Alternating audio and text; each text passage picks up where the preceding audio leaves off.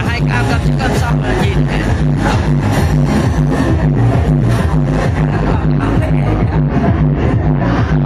ôi ôi à sao